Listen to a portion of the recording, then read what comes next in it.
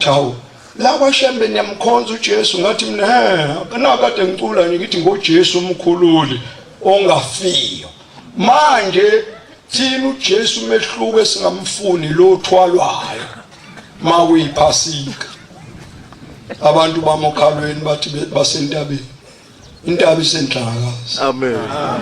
uyabona manje ke ngithi mina umehluko siyamkhonza uJesu kodwa sifuna lo ophilayo wayisukume siyishosha umehluko wethu yilo awukho umuntu awukho omunye nje awukho nazi isihlabelelo sinesiphambano ngoba vele sifuna thina uJesu lo wayisukume siyishosha simfuni lo othwalwa abantu iplango ngiyalikhonza kuphamba khonza uThixo ophilayo Thixo nombombo omude akhona ephakameni ikhona inkosi uShembe